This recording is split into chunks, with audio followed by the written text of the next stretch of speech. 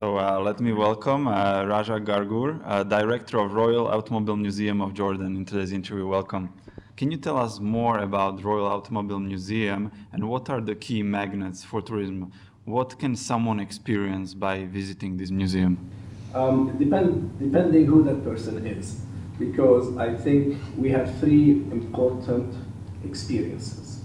We want to remind the father or the older generation, Jordanians, what happened to Jordan in the last 50 years, to remind them, look at all the progress, look how things were, and look how they are now. We want to educate children, Jordanian children, about the history of Jordan through the cars that they are here. So the cars are what you said are the magnets. But when people come out from the museum, they don't only remember cars, but they remember the beautiful romantic history of Jordan and the royal family.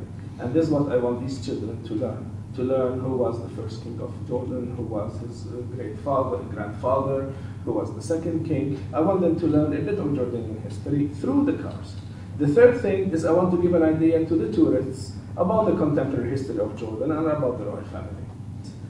So I believe the immediate result of the museum is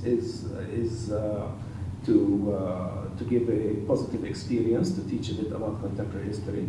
But the business long term is also to allow tourists, to give them the opportunity to stay longer in Jordan and to stay longer in Amman, and to give them more products, more touristic products.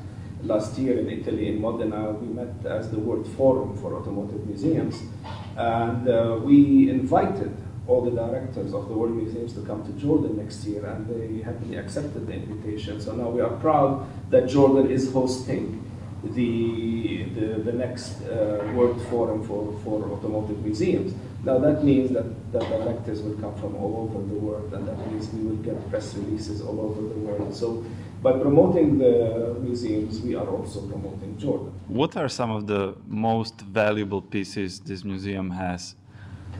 I can say value in terms of history, because that's the more important than value in terms of finances.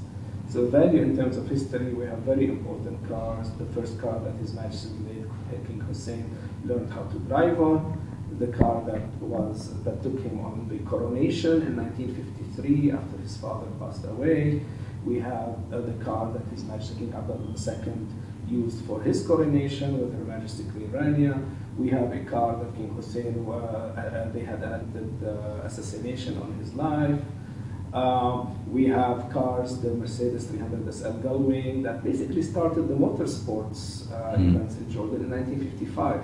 Jordan has more than 50 years of automotive sport, and very few people know that. We also try to showcase that, expose. Jordan reached the World Rally Championship as an annual event, as an annual venue here. And this all started in one day in 1955 when King Hussein and his friends did the first race here.